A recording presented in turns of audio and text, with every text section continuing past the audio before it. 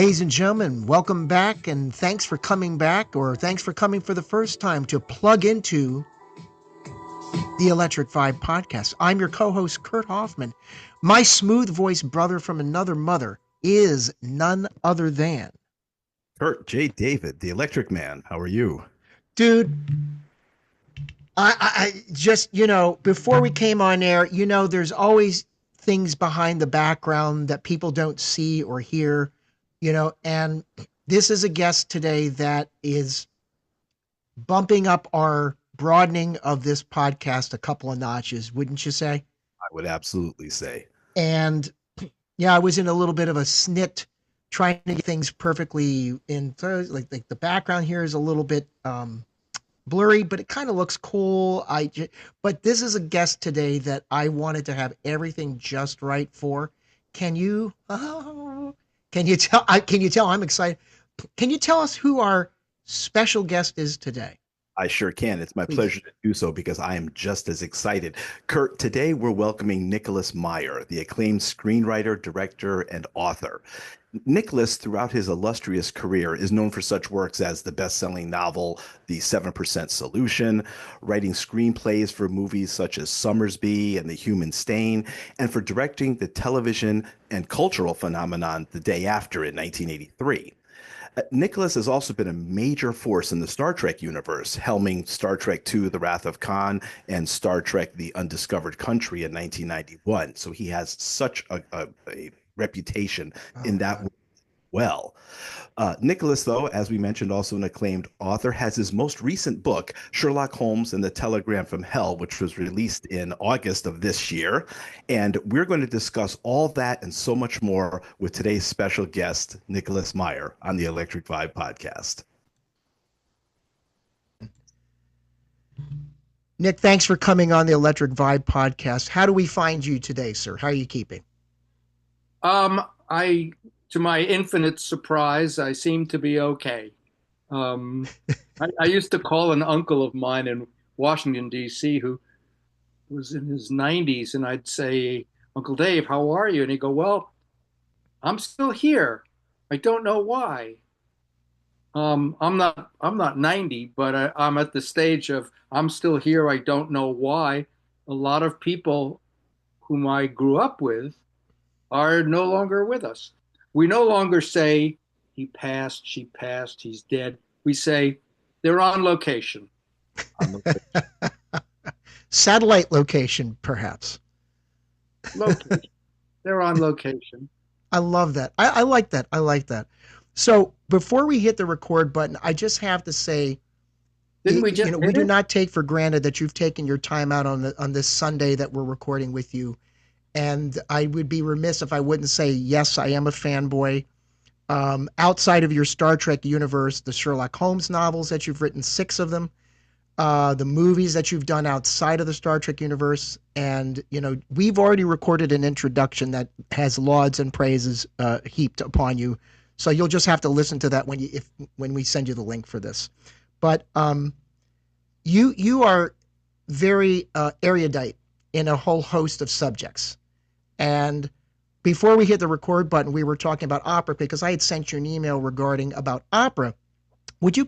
Can we go back to the discussion you had about Carmen? Because I faintly remember that you had mentioned that the original production of Carmen, the famous opera by Georges Bizet, doesn't have the sung recitatives in it. That's like the spoken parts with notes on them for those playing at home that don't know what a recitative is. But in fact, you brought up that it was originally spoken dialogue. Yeah, there are long stretches of dialogue that the characters are saying between the songs. So, in effect, Carmen, in its original form as Bizet intended, was more a musical than an opera. Almost And kind of like a Singspiel in French. German. But Well, yeah, but yeah, Singspiel's from the German, but I'm saying it's almost like the format of a Singspiel, but in French. um, okay, this is getting above my pay grade. All I know is that people were speaking, Yeah. and you were learning things about them that got got lost, excised, eliminated when Carmen moved from the Opera Comique, which was the kind of the PG opera house for middle class families, Yep. like going to the skating rink or something. When it went to the Palais Garnier, which is the grand opera house, there was no talking allowed in the opera for some reason.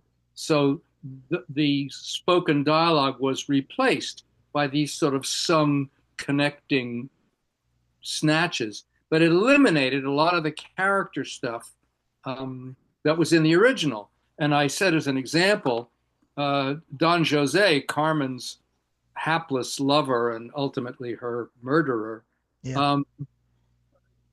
we learn in the spoken version that he joined the army because he killed a man.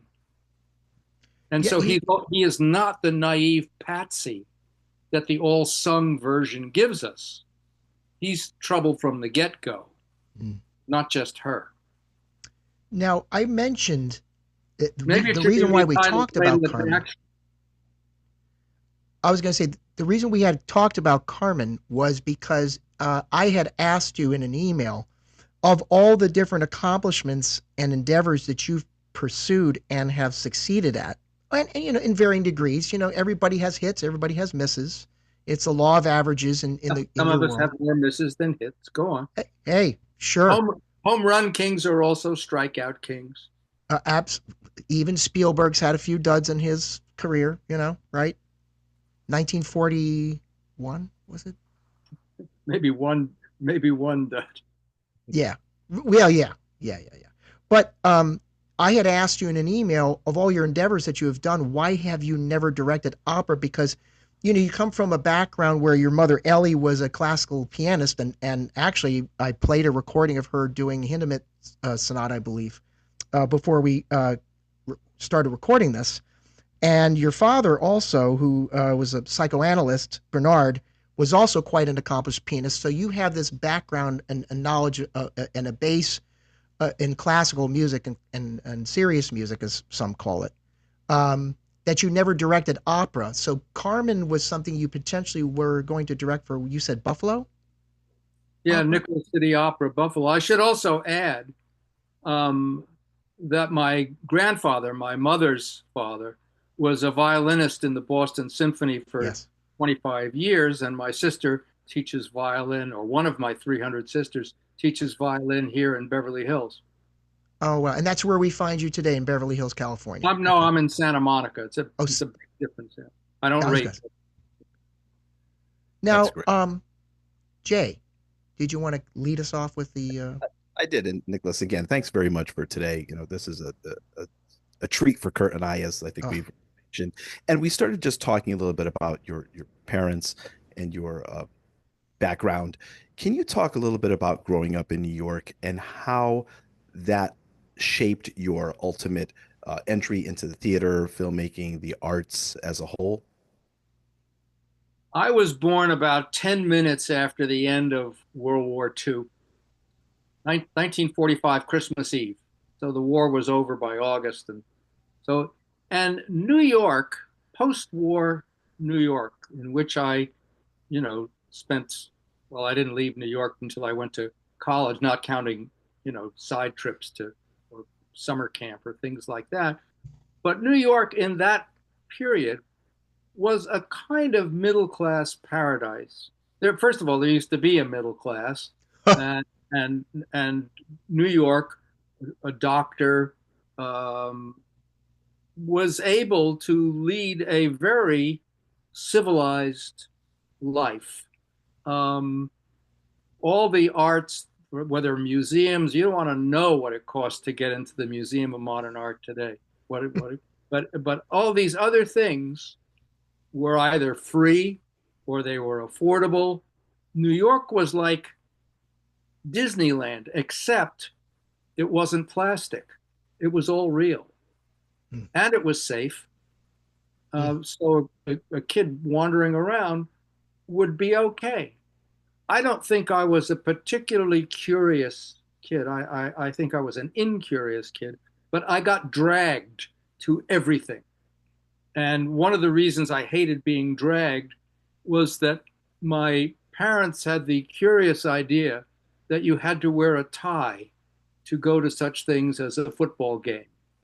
Um, and I conceived a lively hatred for this tie. I sometimes think that I went into the movie business when I learned you didn't have to wear one. But the good news was that whatever they dragged me to, a play, a concert, a ballet, an opera, a musical, the cloisters, you name it, I loved everything they showed me, everything they put in front of me, I thought was fantastic. And my parents, from my very juvenile perspective, 5 years old, struck me as impossibly glamorous.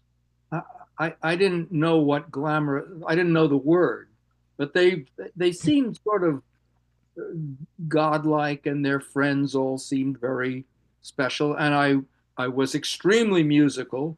I think my original crib was underneath the piano, which is maybe why I grew up to be a leg man. I don't know, but I just early memory. Um, and so I was spoon fed or force fed all this stuff, which I understood very clearly was wonderful. It wasn't that I was particularly any good at anything, but I understood early on how privileged, how lucky I was to, because I was observant. I saw I saw the difference between how we were living and how a lot of other people were living. Um, and I never took it for granted. I never took any of it for granted. And I just sort of grew up absorbing all this stuff. And it didn't really matter whether it was Carmen or the Lone Ranger when we finally got a television, um, or radio plays. I remember them. Um, and we didn't, for a long time, we didn't have a television. I don't think most people did. And I was about 7 years old when I was taken to see a movie. And when my folks were saying we're going out to the movies, all I thought of was those things on the sidewalk with the marquee and words I couldn't read, but a lot of blinking light bulbs. I thought that's what the movies were. I thought, why are they doing that? So I was taken to see a kind of a musical. I guess I was taken to see the first musical, which was The Beggar's Opera by John Gay. Mm-hmm. And this was, I think, 1728. And most people know the modern version by Brecht and Kurt Weill, the Threepenny, the Thruppenny opera. But I was taken to see this giant screen. I had never seen, I think, moving images before. These people were humongous, and an impossibly handsome leading man played by Laurence Olivier as Captain McKeith, and they were going to hang him. And the fact that it had music just made it more terrifying. And I ran screaming out of the theater before he was hanged. But I became fixated on him and on that movie and on movies generally due to that. Then I just couldn't get enough of it. And there was an RKO 58th Street. This was a movie palace. It was a city block between 3rd and Lex. It was huge. And the seats were so far, the rows were so far apart that if you were Wilt Chamberlain, you couldn't put your feet up on the seats in front of you. And so I would spend Saturday mornings looking at Tyrone Power and King of the Khyber Rifles and all that stuff. And that was sort of my childhood. Movies, musicals, operas, plays, in time in the park or at the cloisters. I don't know if your listeners are familiar. The cloisters is the uptown branch of the Metropolitan Museum of Art. And it's an entire series of monasteries that were brought over brick by brick from Europe and reassembled on the northern tip of Manhattan, Fort Tryon Park. That's near where Washington fled the Brits across the Hudson to New Jersey. Yeah. Um, and I loved going to that castle because it was like you're back in time. And all of this was what New York was all about. Mm. If you were, sort of lucky enough. I'm sure there were people who were not so lucky, um, and maybe their skin was not white either. Mm. But I was lucky. That's just you paint such a picture with the words. I mean, being the screenwriter and writer that you are, not for movies but for the books that you've written. You do know how to paint a picture visually. I'm sitting here thinking about the different things that you were just talking about, and I can see the picture in my mind. So, Good, because it's all pre, I know how to do. hey, well, you do it well, sir. You do it well. It's Um, storytelling. that's what you like to prefer. I know you in many multiple interviews that I've watched. You don't like to go by screenwriter. You don't like to go by big. At the end of the day, you are exactly what you just said, a storyteller. I And think, I think that's accurate. And I yeah, don't, I think I'm intermittently uh, good at it. I don't know that I'm great at it, but I'm good at it. And it seems to be all I know how to do. yeah, but you've got this mind where you understand the cultural arts, you understand not just American history but world history. I mean, it's clear that you're a very well-read individual. Well, I like to um read. I like to yeah, read. yeah. That's for sure. um would you ever consider, or have you ever attempted to write a history book at all? I mean, I know you infuse it in the late let's talk about the latest Sherlock Holmes book, because we are here to plug your recent achievements.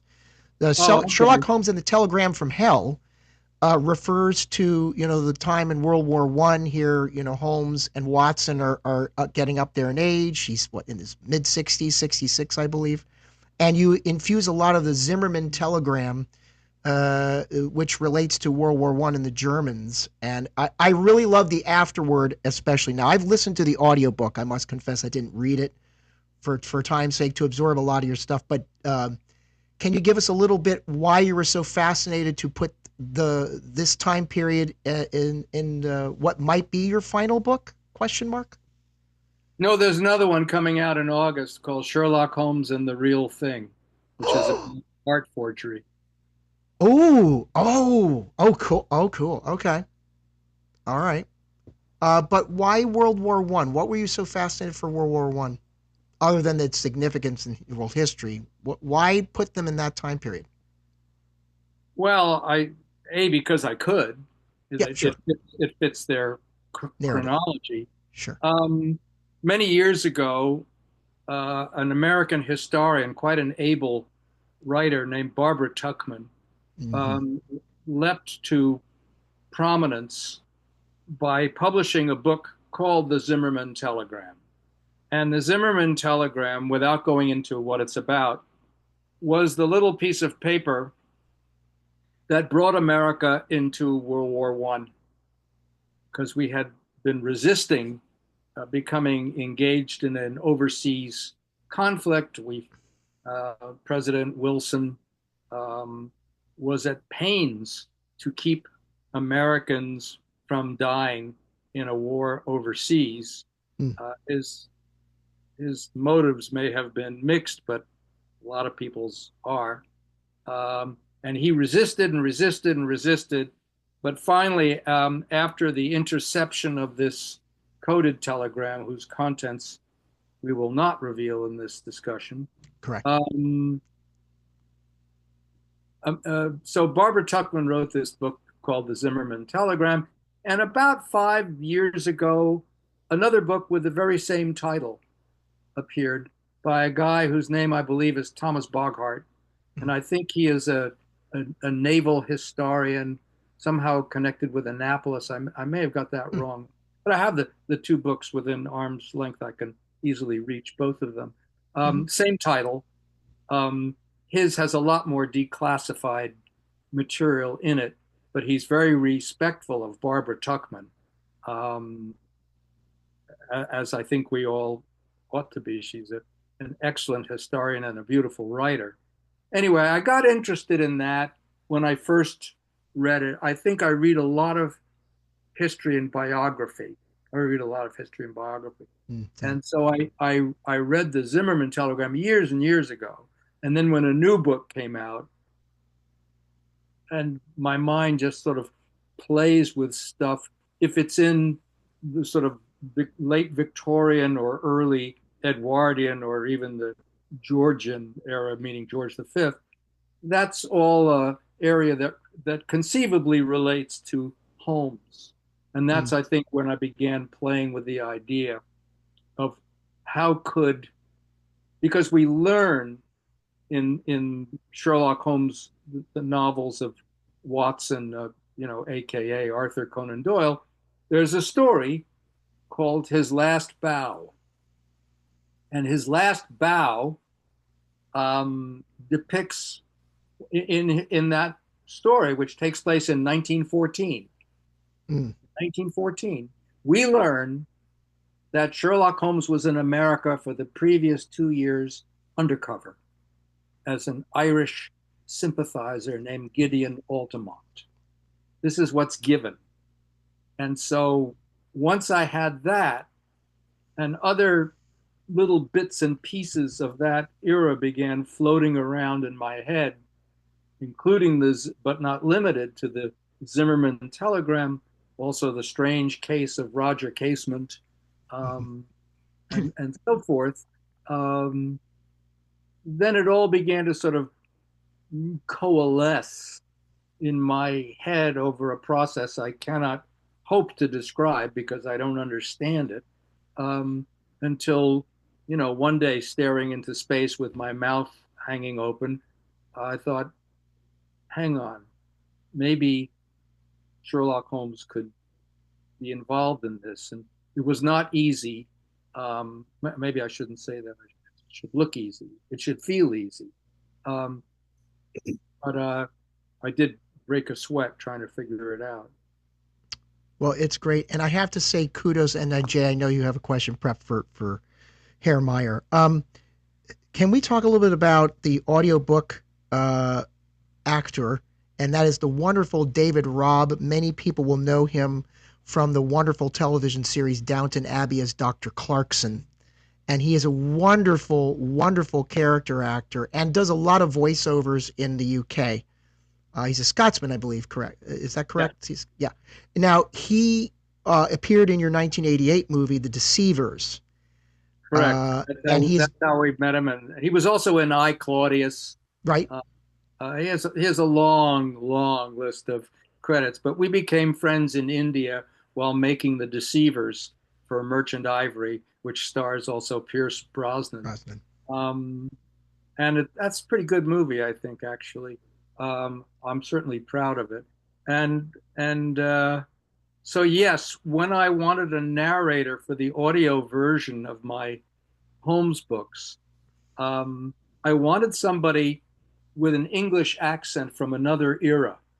I didn't want a Tony Blair, John Major sort of Eurotrash accent. I wanted an old Oxbridge sound, and David, that's the way he talks. So I prevailed upon him. He's very entertaining with all the different voices too, because I've heard his car commercials and all the different things that he does. I mean, he's very adept at that. And Jay, you being a voiceover actor as well, can attest to, if you haven't heard the audiobook version, it's very entertaining. Absolutely. Nicholas, while we're talking about Holmes. Can you take us back to being a young man writing the 7% solution, kind of where you started, and then the trajectory into it becoming a feature film and what that meant to you at such a young age, quite frankly? Yeah, well, I'm afraid there are no short answers when people ask me questions. I'm a sort of a long-winded person. I was given the complete Sherlock Holmes stories, of which there are 60, by my dad when I was about 11. and I inhaled them. It was just like my first movie. I just never seen or dreamt anything like this. And I inhaled these stories. And I think, childhood experiences, whether we're talking about movies or books or people or events, they tend to make the deepest, longest lasting impression. It's what we call an impressionable age. It's an impressionable age. Mm. So finding Sherlock Holmes at this impressionable age, I think I sort of bonded with it. And then when my father realized that I had a sort of writing bug, he said to me, when people study art, they put you in a museum with an easel in front of a painting and they say, try to copy this painting. So I sort of took the hint and started trying to imitate the style of Arthur Conan Doyle in my own little stories. And I never quite abandoned all that. Um, and I saw the movies, which I never liked because I didn't understand why a genius hangs out with a jerk. Um, and Nigel Bruce just didn't strike me as the narrative voice that I read in the Holmes stories. Anyway, I went about my life. I went to school, I went to university, and then I was in New York for a while, and then I moved west to try to make movies because by that time I really had the movie bug. And I got lucky because I'd never been to LA. I didn't know anybody. I didn't know it was by the water. I didn't know much. But somebody recommended a general to Napoleon and said, "This guy's a really good general." And Napoleon said, "I know he's good, but is he lucky?" And so, up to this moment in my life, I seem to have been largely lucky. And I started writing TV movies, and I wrote a detective movie about a Chinese detective in the 7th century who was a Tang Dynasty circuit court judge. Real character, by the way. Um, and then, wouldn't you know it, the Writers Guild went on strike, which we do every chance we get. And weren't allowed to write screenplays. And the woman with whom I was living said, "Oh, well, now you can write that Sherlock Holmes Sigmund Freud book that you keep talking about." And basically, the background of that is that when I was in high school, people said to me, "Oh, your old man's a shrink. Is he a Freudian?" I didn't know. So I said, "Pop, are you a Freudian?" And he said, "Well, it's a kind of silly question." And I said, "Why is that?" And he said, "Because it's no more possible to discuss the history of psychoanalysis and not at least start with Freud than it is to discuss, oh, say, the discovery of America without, by Europeans, without starting with the Vikings or Columbus, take your pick. But to suppose that nothing's happened since the Vikings is to be pretty rigid, pretty doctrinaire. When a patient comes to see me, I listen to what they say, I listen to how they say it. I'm very interested in what they don't say. How are they dressed? Are they on time? What's their body language? I am, in short, searching for clues from them as to why they are not happy. And I said, "Gee," suddenly light bulb going off. That sounds like detective work. I mean, you kind of sound like Sherlock Holmes in a way. And he said, "Well, maybe it is kind of like detective work." And at that point, by this time I'm like 14 or 15, I thought, well, how much did Arthur Conan Doyle, the creator of Sherlock Holmes, know about the life and writing of Sigmund Freud? And the first thing you learn is, oh, they're both doctors, and they both died in the same town within 9 years of each other. And Sherlock Holmes is a cocaine addict, and so for a time was Sigmund Freud, who used it to deal with his depression. So, and this was the genesis of what became, during that Writers Guild strike, when Sally said to me, "Now you can write that Holmes Freud you keep mumbling about." And sure enough, there had been a sort of 10 or 15-year gestation period, but I wasn't allowed to write screenplays. So that's how I sat down and wrote the book. It did not occur to me, how could it possibly have occurred to me that this book was going to be a hit book, that it was going to be the number one best-selling novel in the United States for 40 weeks or something like that, and that somebody would buy it to be made into a movie, and I sold it under condition that I could write the screenplay, et cetera, et cetera, et cetera. And that's the answer to the question. I forgot what it was.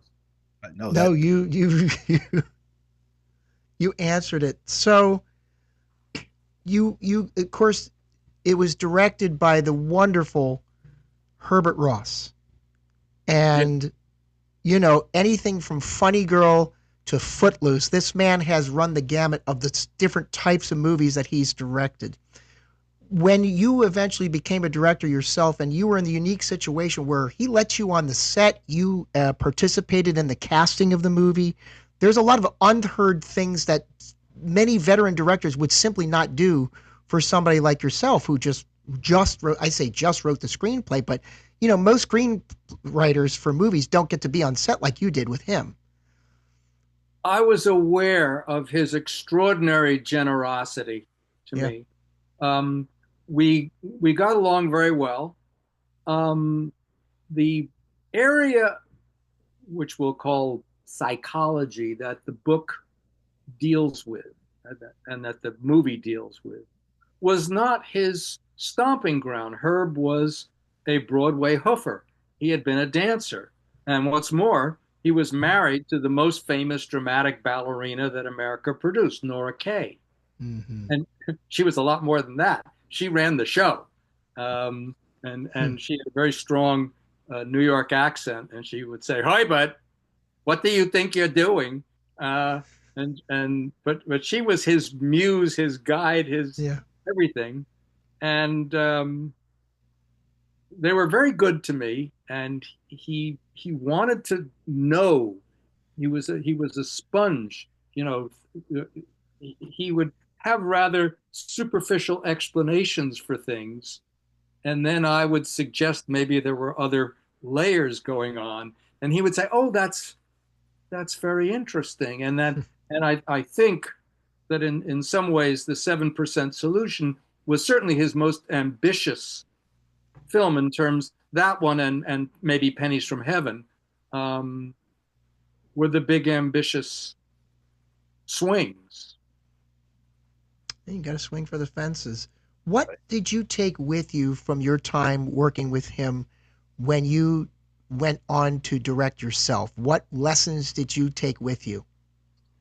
Well, there were many. Some of them were very, very basic things, like, Mm. always give yourself something to cut away to so you can shorten the scene. If an actor wants another take and you're not blowing up the bridge on the River Kwai behind him, give him or her the other take, because maybe something, A, he'll get it off his chest and out of his system, and B, it might lead to something that he makes you think of or she makes you think of, that's even better. Mm. And there's no reason why an actor has to go through a movie thinking that his best work is getting away from him because he didn't get a chance to swing at another pitch. Sure. So yeah, there were a lot of things like that. Um, and I think we both learned things because Robert Duvall plays Dr. Watson in the movie, which I really plunked for because I learned that he wanted to play Watson, and I thought, my God, this is a great actor, and he wants to play this.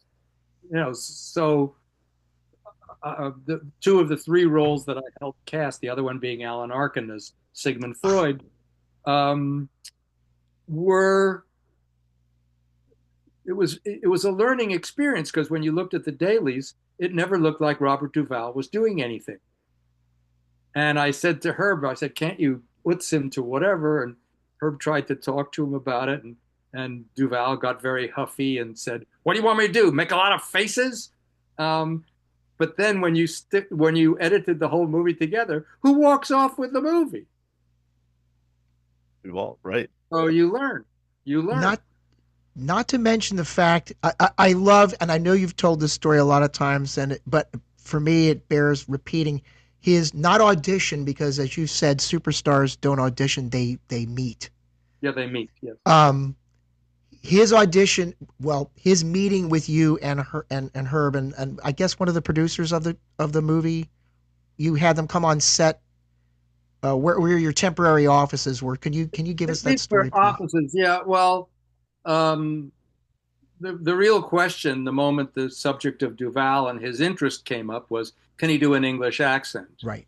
And so he came in to meet, and he came in, I guess, the same day he was auditioning to be Woody Guthrie in Bound for Glory. Right. And so he came in curiously as Woody Guthrie. He was in a buckskin jacket and he was speaking with an Appalachian twang. And Herb and I were sort of looking at each other, wondering what the fuck. At which point, as he was leaving, he fished out a cassette from his pocket and said, "Well, I brung you all this tape where I'm Dr. Watson, so hope this helps or something." And he ambled out. And we listened to the tape, and the tape was extraordinary. Herb never made a move without Nora signing off on it. That's just how it worked. She was the muse. Right. And they'd been fighting all morning about something. Phone calls ending with, "Nora, I'm hanging up on you now." Clunk. So now he calls her and says, "Listen, can you tell that this person is in English?" So we're playing the cassette into the phone speaker, and she goes, "Hi, but who is that? Is that Mel Brooks? If you want to throw this picture in a toilet, you just go with whoever that is." So now he's completely dismayed and scared. And she goes, "Don't take my word for it. Call Sam, ask her." Sam meaning Samantha Eggar, the British actress who'd wind up playing Mrs. Watson. Right. So we play, and he says, "Can you tell this person isn't English?" And she says something like, "Well, it's frightfully good, of course. But he's trying awfully hard, isn't he?" "Yes, I think he's trying awfully hard." Now I'm seeing my actor get away.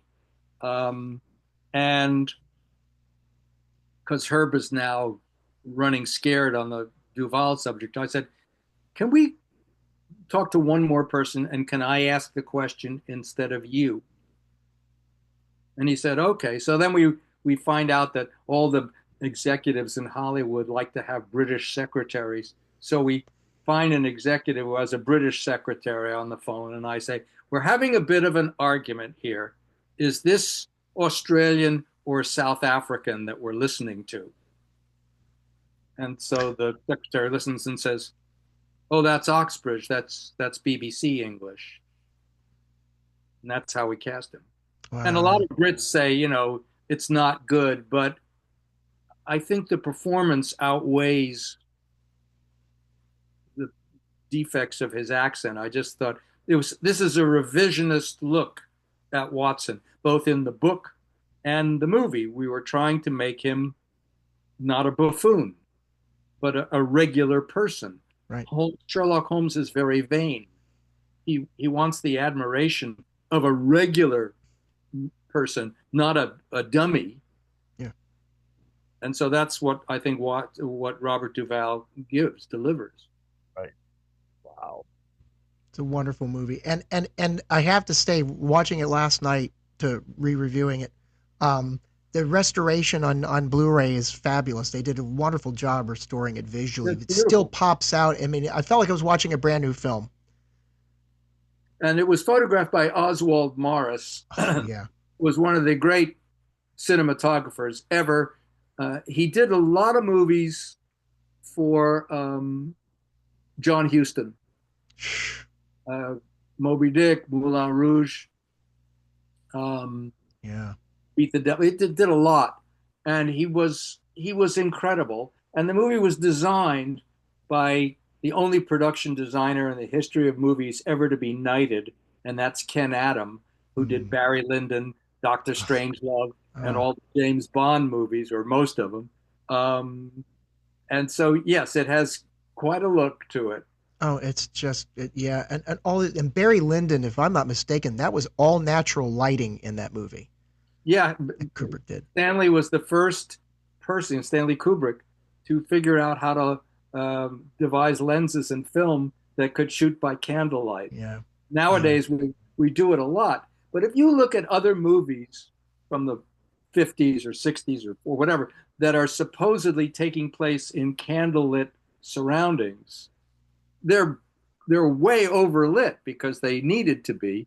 yeah, No one could figure out how to light a whole scene with candles. yeah, Now you can.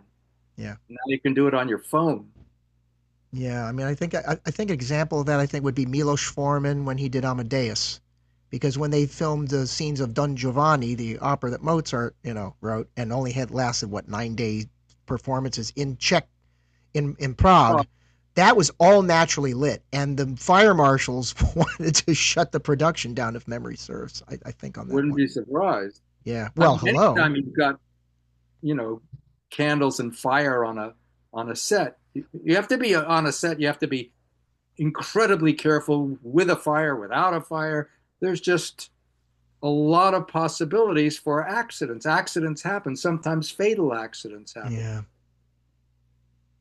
Nicholas, obviously, fans of yours and admirers of yours are always going to harken back to Time After Time, in your directorial debut. It holds a special place in a lot of our hearts. Can you share some memories about that project? Well, my career has been something of a leapfrog thing. I write the 7% solution and I say I'll sell it, but I have to write the screenplay. And in Time After Time, I wrote the screenplay, which is based on a book and an idea by a person that I knew. So I optioned the book. I wrote the screenplay, and I said, yes, I'll sell the screenplay, but I have to direct it. And at this point, I had some street cred over um, the 7% solution because the script got nominated for an Oscar. So I had some credibility. And the movie, Time After Time, was not going to be an expensive movie. So it's like the stars were sort of aligning that they would be willing to take a chance on a person who I had a theater background, but not a movie background. And you can tell I was playing with a typewriter while Steven Spielberg was playing with a camera, and you can tell the difference. Um, so when I got my shot, I made the same speech to every department.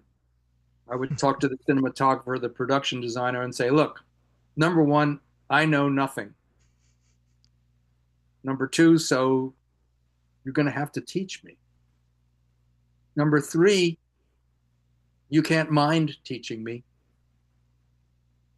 And number four, if I still want to do it my way, you don't get to go away mad. You have to you have to stick it out." And some people, they couldn't make it through that catechism, but the ones who did, I said, "Okay, you're a member. Come on." Um, and so I had no idea what I was doing. I just thought if you point the camera and keep it in focus, and there were two other things that really worked. One was the script was very strong. It was a very good script. And number two, what I took away from John Huston is casting is 90% of what's going on here. If you find the right people, they will do all the heavy lifting for you. So, yeah, it isn't an amazingly stylish movie, but you can't take your eyes off it, because it grabs you by the short and curlies and doesn't let go. So I just Mary said, keep it in focus. Steenburgen. Oh, I'm terribly sorry. I'm sorry to have. I didn't know you realize you're going to talk. I wanted to bring up Mary Steenburgen because her first two films were by two first-time directors, including Jack Nicholson going south. Right. That's the movie she did right before yours. And then she goes on to do your film. And then in a similar track, she does many years later Back to the Future Part 3, which involves, of course, time travel. And if I'm not mistaken, there's a little bit of homage, I think, to my eyes, Back to the Future Part 3, and even movies further than that, like Contact. I know that you did this whole thing where, going into the future and you hear these different excerpts of speeches and what have you. They kind of did it in reverse in the movie version of Contact, where Zemeckis has, the signal that's being transmitted is Hitler, to Earth, and that's how they discover this being is listening to them from Vega. But I noticed that almost seems like an homage to your Time After Time film. Well, I'm just vain enough to want to think you have a point, but I don't think it occurred to me. Um, I do think that all art is a history of cut and paste.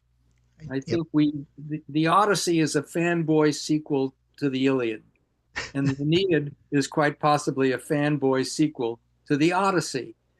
We build on what has come before, Sure. going back to what happens at an impressionable age. My Sherlock Holmes is certainly a fanboy series of sequels to Doyle's.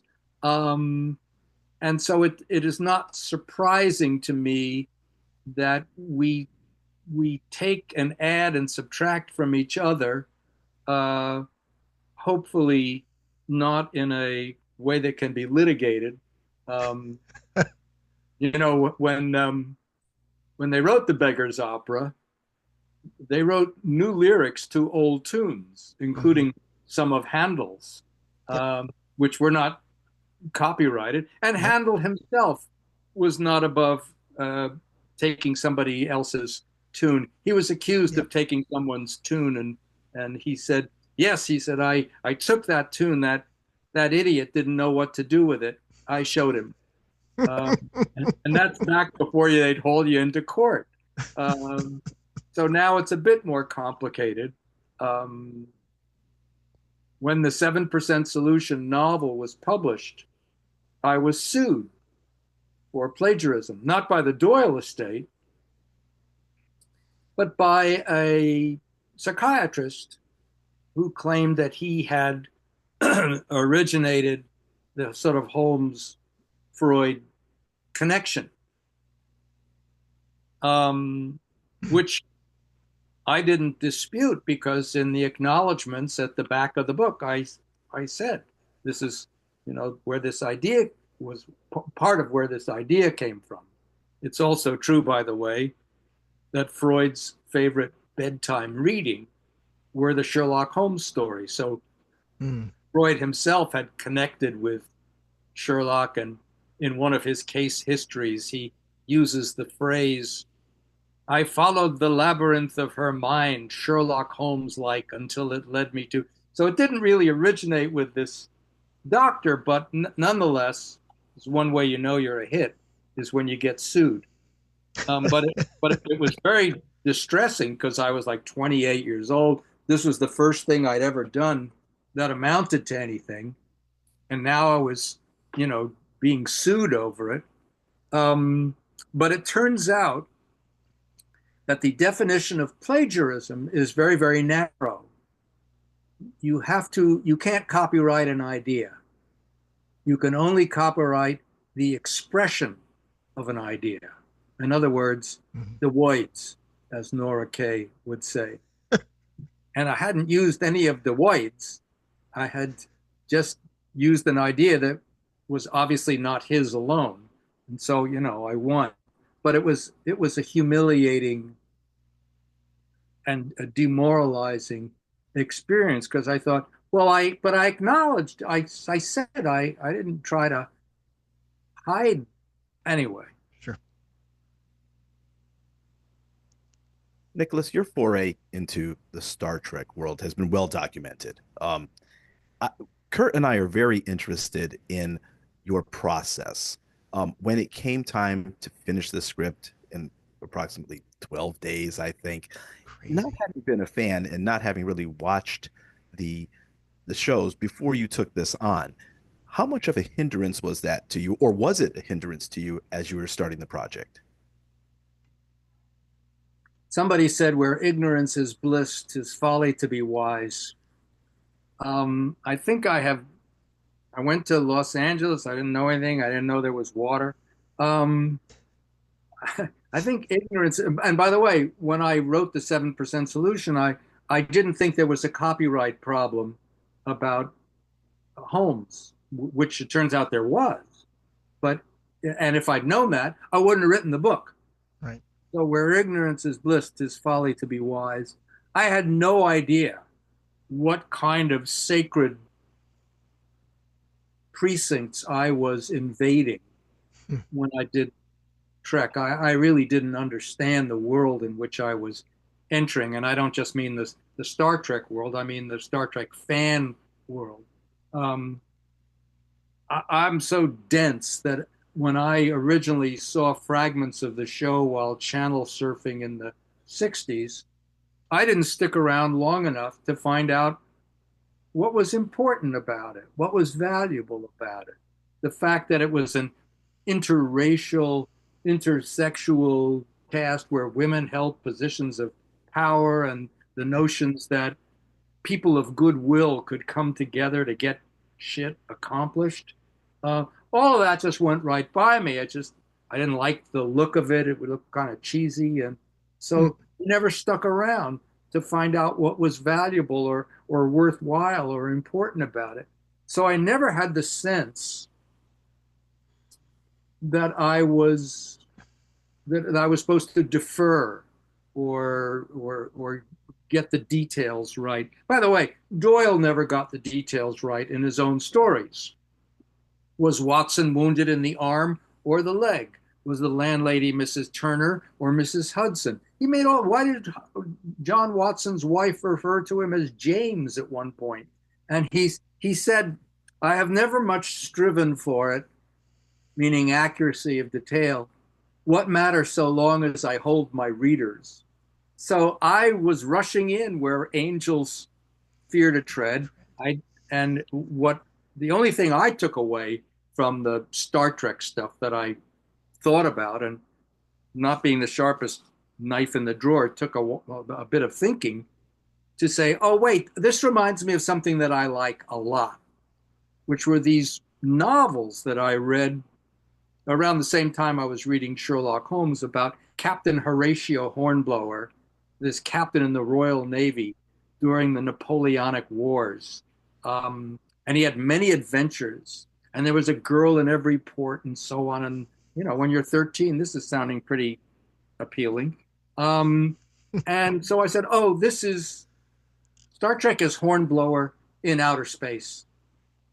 And that, for the it turned out to be the beginning of insight. What Spock says, knowledge is the beginning of wisdom, but it isn't the end. Quoting myself here. Uh, That's awesome.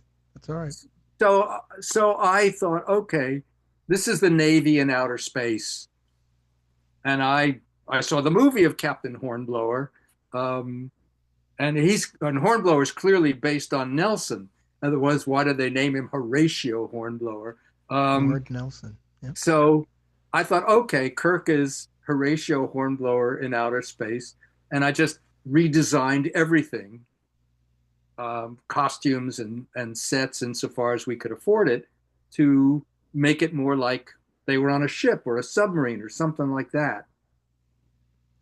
But the designation of the costumes in particular, Nick, was you saw that there was a clear ranking with people's medallions and what, and having a brother who spent 9 combat tours in the military and all the different ranks that he went through. I think many of us, I don't know if military veterans have ever brought up this to you at conventions and what have you, but they appreciated that you honored that it was some kind of militaristic look and ethos that you were going for. Um, Well, I mean, good. It was the only way I could relate to it. Gene sure. Roddenberry, who um, I don't think ever really liked any of my scripts. Maybe he liked four. Maybe he liked four. But On two, he was dead set that this was a world without conflict, either interpersonal conflict, meaning amongst the crew, and so dramatists had a hard time trying to figure out where's the drama if there's no. Um, and he said it wasn't the military; it was more like the Coast Guard. And I said, but it's still sort of isn't it? And I leave it as an open-ended question. Isn't it sort of a gunboat diplomacy where the white people slash America is always the wisest and the and that's an oversimplification. And by the way, it's unfair to the nuances of the stories. But at the time, in my arrogant, brash, dumbass way, I was sort of rebelling against that idea and saying, "Come on, let's come out and say it. It's the damn Navy. It's the Okay. Navy." And it's an oversimplification and ultimately wrong. But at the time, it was enough to give an adrenaline jolt to what became that movie. Nicholas, moving on, the cultural and the social impact of when you went on to direct The Day After in 1983. Um, I remember, obviously, when it was coming out. I remember the Same. story in Time and Newsweek magazine, and obviously what the story was about. Did you have trepidation going into that project? Oh, I always have trepidation doing anything. I mean, crossing the street, I've got trepidation. Um, Life is fragile and whatever. Um, the Day After, for the benefit of your listeners who may not know, was a 1983 TV movie about nuclear war between the United States and the Soviet Union. And it remains the most watched movie ever made for television. And I probably win because there's too many channels. So, it'll never happen again like this, that over 100 million Americans, maybe 150, watch this movie at one time. Mm-hmm. And it had an extraordinary impact. It changed the mind of the president of the United States, Yeah. Ronald Reagan, about the idea of a winnable nuclear war, and sent him off to Reykjavik to meet with Gorbachev and sign the Intermediate Missile Range Mm-hmm. Treaty, which is the only treaty that ever resulted in the physical dismantling of nuclear weapons. Of course, the pussy grabber in chief walked out of that treaty, so now we're all building nukes as fast as we can. I wonder how this is going to end. So I'm Oh, going to talk fast before it does. Anyway, that was the paradox of the nuclear age in which we live since 1945, the ability to blow ourselves to kingdom come, is so terrible that nobody can bear to think about it. We don't like to think about it. We hope it doesn't happen. mm-hmm. Hope is not a strategy. Luck No. is not a strategy. There have been a bunch of nuclear accidents. I think in the late 50s or early 60s, two nukes were dropped by, I think it was the Air Force, on North Carolina. They didn't detonate. Then there was the time a monkey wrench got dropped down a missile silo in Arkansas, broke a fuel line, and almost set off a nuclear reaction in that silo Yeah. that would have destroyed a good portion of Arkansas. And then we have Colonel Petrov, who was the duty officer in the Soviet Union at one of the listening posts where you listen and watch and hope nothing happens. And suddenly they saw there were incoming missiles. And everybody in the bunker, you've seen war games, they were all going Just crazy. going They to were bring that up. all shouting and throwing up and don't know Yeah. what to do. And Yeah. you have to call the Kremlin and they have to push the button. And Colonel Petrov said, but why are there only 4 missiles if they're attacking us? Why aren't they? throwing everything. I don't think it's missiles, and I'm not calling the Kremlin because they'll do the wrong thing. They'll push the button. Yeah. And it turned out it wasn't missiles. I don't know what the hell it was, but it wasn't missiles. So, in gratitude for having saved the world, they drummed the guy out of the military and sent him to Siberia. This is what happened to Colonel Petrov. You can Google it. Wow. He's known as the man who saved the world. Footnote. He came to the United States. He was hailed at the UN General Assembly as the man who saved the world. All he wanted was to meet Kevin Costner. No kidding. Yeah, Wow. because he had a VHS copy of the Bodyguard. So he got to meet Kevin Costner. So the point is, we are traveling on awfully thin ice here. Always. And when we're blown up, we'll never know how or why it happened, because it'll just be boom, and that'll be that. But so nobody wants to think about nuclear war, and I was being psychoanalyzed at the time. Mm-hmm. I was 30 years old, something like that, and I was the third or fourth director to be offered to direct this TV movie, which was written by a man named Ed Hume. Mm-hmm. And I didn't want to direct it either. I was making feature films and hit books and whatever. I was having my moment, what Andy Warhol called the 15 minutes of fame. Right. And who wanted to do nuclear war? Not me. So I'm lying on the couch and trying to talk myself out of this. It's obviously a come down to go from features to a TV movie. I had a lot of good reasons. And my shrink, who very seldom opened his mouth in 10 years, because in psychoanalysis, you're the one doing the heavy lifting, he suddenly spoke and he said, well, I think this is where we find out who you really are. Mm-hmm. Checkmate. And that's how I wound up doing the movie, because I didn't know how to get out of that. What a hell of a checkmate, Nicholas, because I used it on other people. And my cinematographer from Star Trek II, The Wrath of Khan, he didn't want to do it. Yeah. And I said, wait a minute. You mean the one time this town is going to give you the chance to put your work in the service of your beliefs, you're going to bitch at dinner parties instead? I think this is where we find out who you really are. Son of a bitch. That's great. So, yeah, I roped a lot of people into the movie like that. Guilted them into, hey, listen, however you got it done. Now I have a question about that. And there's so many people in this movie that, you had return guests like BB Besh, who was in Star Trek II as well. Wonderful actress. The only way I have been able to stream this is on YouTube of all places to rewatch it. I know I can buy it on DVD and Blu-ray. Since it was an ABC property, so ABC Networks aired it and financed it. Now that ABC is a Disney property, I'm just curious if you don't know, or if you know, why it's not on Disney Plus, which is ABC acquired. Disney acquired ABC. No idea. Okay, it should be. It should be on there. I mean, it's a travesty that it's not. I mean, yeah, socially, culturally, the impact that it had. I was 16 when I saw it, and it still resonates with me to this day.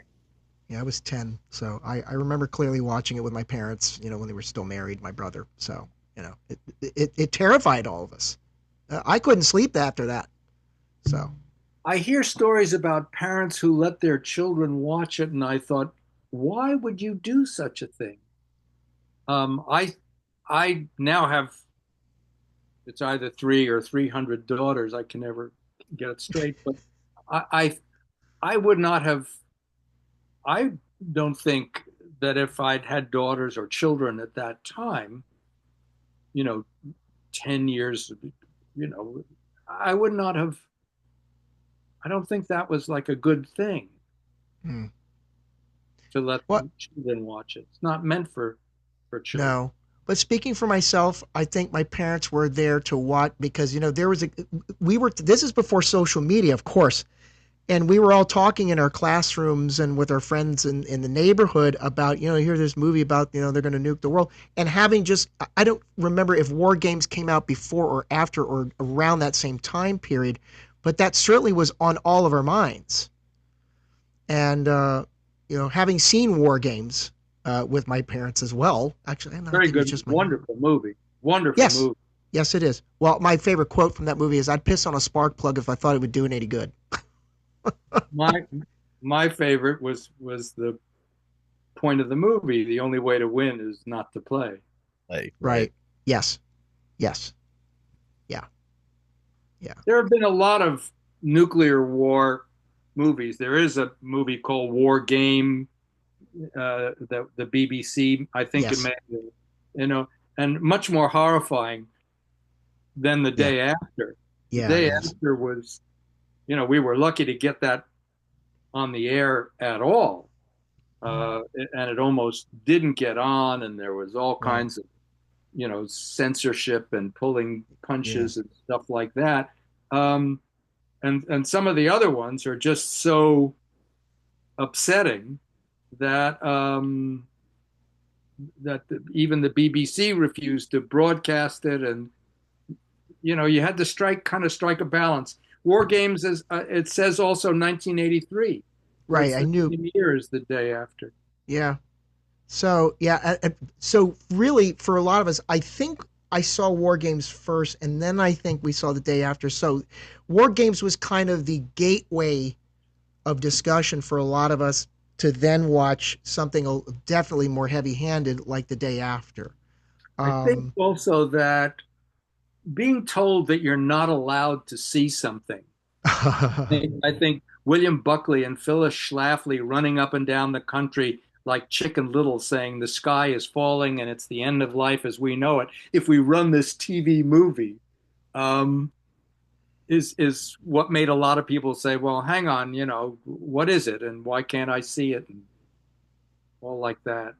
but you had a little bit of kismet on that before making the movie because didn't you sit next to Jason Robards on an airplane having some brandy or something? I think I remember in your Yeah, autobiography. yeah. Well, he he was not drinking, um, but probably I was, and I think I had met him socially one time, and we were flying to New York, and it's like, "What are you working on? What are you working on?" And I said, "Well, I'm doing this movie about nuclear war." Da da da da da. And then there was like a silence, and I said, "You want to be in the movie? You want to be in my movie?" Uh, I had no idea what I was doing or how angry, I was making people because there was no agents in sight, there were no executives in sight. We were at Right. 36,000 feet, and I said, "You want to be in my movie?" And his line was, "It beats signing petitions." So I said, "Well, I've got the script in my luggage. When we get to Kennedy, I'll Oh. I'll give it to you." So we get to Kennedy, and they've lost my luggage. Right. And now I'm so embarrassed, and I think, no, this is really true. This I'm really doing this, and I know you think. He says, "Take it easy. You'll find it. You'll send it to me." Wow, that's just. But you had other actors and actresses in there. I mean, John McCullum, who'd later go on to do Northern Exposure, a very popular television series, and he was wonderful in that. I'm John just. Lithgow. Yeah. Yeah, John. Oh, hello. I mean, can we not? I'd be remiss if I wouldn't mention his name. I mean, I think he did in that same year, World According to Garp, I wouldn't be surprised. He with never Rob. stopped working, John. No, what a brilliant and a great writer as well, and painter and all this. Another erudite like yourself. But Steve Gutenberg, Joe I Bastien. yeah. Oh, come on. Oh, yeah. Poltergeist. For me, that's my generation. Poltergeist in '81. So that 2 years later, oh, isn't that the gal, the wife from Poltergeist with Craig T. Nelson? Oh, yeah. That was just yeah. I go back. I mean, I'm traveling through time. It just, I can't thank you enough for sharing all these stories with us. We're certainly not done with you unless you need to go. But I'll give you you have another chance. you have made memories for a lot of us. Thank Absolutely. you. And Nicholas, I wanted to ask, because you direct and you write screenplays and you write novels, is there one medium that you're more comfortable with or that you favor more than the other? Hmm. Well, that's a really interesting question. And at this point in my life, there are very few experiences, that I haven't had. Mhm. Recently, a daughter of mine got married, and I thought, okay, this is different. I've been hired, I've been fired, I've been rich, I've been poor, I've been married, I've been widowed, I've been divorced, but I never walked a kid down the aisle. That was new. Yeah. Um, and um, I haven't been asked that question. I haven't been asked the question of, is there a medium that I prefer? Um, I like, they're very opposite. Writing and directing, let's just start there, are very opposite experiences. When I am writing, I'm in a small room by myself and limited only by my ability. At that point, I'm not answerable to, particularly if it's a novel, I'm Mm. totally not answerable. It's just what I want, how I want it. No one can change it unless I say, okay, blah, blah. Um, when you're writing a screenplay, you are doing work usually for other people. You're whether who is ever writing the checks, who's ever going to be in the movie, you are answerable to a lot of sort of variables, um, and it is a semi collaborative exercise in that sense. Other people are involved. When you are directing, it is a totally collaborative experience, even more so than writing, because you've got a whole crew. You have to pick the right people to work with to do different things. Um, to be a director is a little bit like being the conductor of an orchestra. You have to know a little about how the oboist works versus how the violinist works and so forth, what each can do and how they go about doing it, how fast they can play, because one instrument might be able to play a certain passage way faster than somebody else. So you've got to juggle temperaments, instruments, the weather, the the money, the variables on location, a million things to coordinate the end result, to shape it, to listen to that voice in your head that reminds you, this is what I'm trying to do.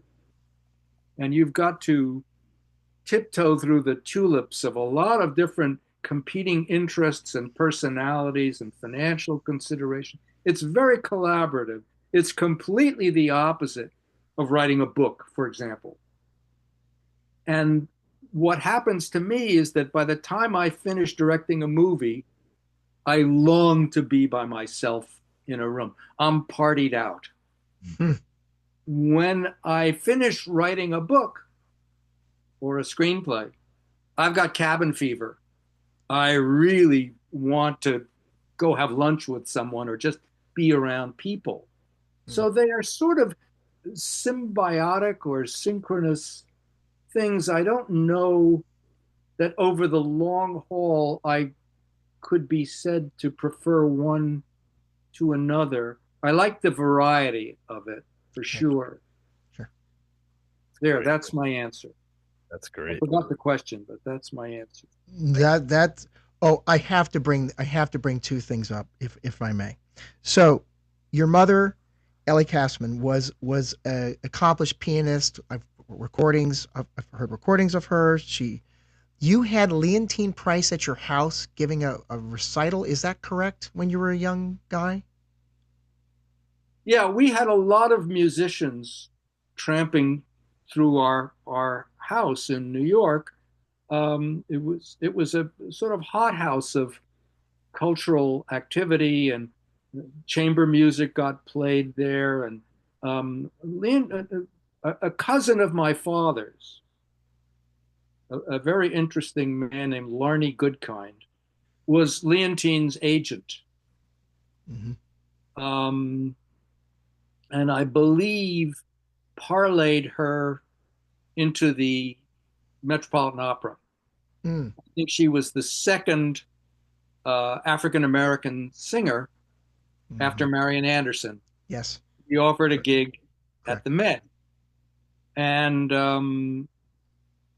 Larney said, "Turn it down." And she said, "What? What?" And he said, "Turn it down. They're offering you Aida. That's a black role." Hmm. He said, "Sit tight. They'll be back." And I think a year later, they offered her either Donna Anna or Donna Elvira in Don Right. Giovanni. And she Right. came in not as a black singer. So that's how we knew her. And I believe she was at our house. We were putting on a benefit, a medical benefit at Okay. our house. And she and her then husband, William Warfield, Yes. uh, Baritone. sang a series of excerpts from Porgy and Bess Oh with God. my dad at the piano. Um, Wow. so That's yeah, that's really wow. Funny you mentioned Aida because her yeah. farewell at the Met in 1985 was Aida. Oh wow. And Have you when seen you, the documentary about the Metropolitan Opera? There's a documentary about the Met, which begins with the old Met and then tearing it down yeah, and building yeah, a new one. And she's the host of the yes, doc, and yeah, she is such a doll on this documentary. I yeah. cannot recommend it too highly. She, You she, can't stop watching. and she's still with us at what, 97, 98, living in Columbia, Maryland, I believe. She's not far from the DC area. Yeah. Nice to hear. Nice to Uh, hear. He always talks about the man upstairs.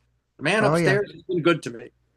Certainly have. I mean, when she came out of retirement a little bit during 9/11 and sang This Little Light of Mine, if you're not moved by that and you haven't seen it, I mean, she's a national, international treasure, but she's my favorite opera singer is Leontine, no question.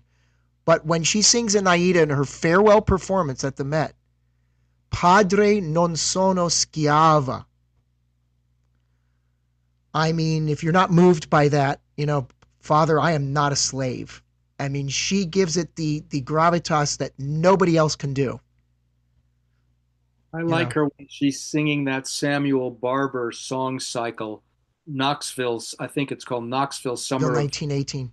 Yes. 1918. Yeah, wonderful, wonderful. No, nobody can touch that. I mean, Cheryl Studer's done a recording of it, and others have done it, and she's the bar that has been set awfully high. From Yeah, I Laurel, just yes, Mississippi. yep. She's just one of the and had a long relationship working with Barber. You know. Yes, Cleopatra. Yep. Hello. Nicholas, I don't know that Kurt and I can thank you enough for today. We're very Yeah. grateful for your time. This has been, quite frankly, an honor for us. Absolutely. Uh, Well, thank you. It turned out to be unexpectedly moving. I thank you. I thank you. You pushed the Well, leontine button. yeah. Oh, believe me, I had to ask. And there's a million other questions. If you'll honor us the next time to come on, maybe when the next Sherlock Holmes books come out or anything else. I did want to mention, I thought you had an event coming up on the 17th in New York. Is that correct? Well, there's something going to be announced on the 17th, but I'm not allowed to say it now. When are you broadcasting? Probably Monday. That's the Probably Monday. 16th. Yeah. That's the 16th. I can't do it. We'll talk Well, about I it could later. push it. You'll read it in the newspapers or something. Okay, excellent. Excellent. I will keep my ears and eyes open for that one. I'm off Tuesday, so I will keep my eyes and ears peeled on that. You should. Again, Nick, thank you so much for coming on. There's so many other things we wanted to ask you, but we are of course going to respect your time, and you certainly have Um, shared plenty that's with so us. verbose, Yeah, but please, long-winded. thank you. We're Where humbled. where where are you guys broadcasting from, or whatever? So Jay and I are in two different states. We met online. It's a long story. Um, I'll quote Benjamin Britten. It is a curious story. I have it written in faded ink, So and I know you know where that comes from. Yeah. See, Oh, this is the thing about you is you know you pretty much can speak several languages in the arts. I'm in Conshohocken, Pennsylvania, about 13 miles outside of Philadelphia area. got it. and I'm My in Trumbull. husband is a neuroscientist and moved us up here. We went where the money went. And Nicholas, So I'm in Trumbull, Connecticut, about an hour outside of New York City. Aha, okay. Oh, well, yep. you'd never know it to look at you guys. Well, it was again our absolute Thank you. pleasure to have you. Hopefully, you'll join us again, Sure. some point down the future. And Kurt, I'll defer to you for a moment. Sure. Folks, now that we're broadcasting these audibly on sites such as Apple Podcasts and stuff, please hit the subscribe button to those various sites, however you're listening to us. And if you're watching this and listening to this on YouTube, please hit the like and subscribe button. And that way we can get wonderful luminary guests like we have today. And as I say before we close, a rising tide lifts all boats. Jay? Yes, and Nicholas Meyer, thank you once again for your time. Thank you for all of your works and all the memories. We're very grateful. And like we always say to our listening audience, take care. And when the universe comes knocking, you have to answer that door. Take care.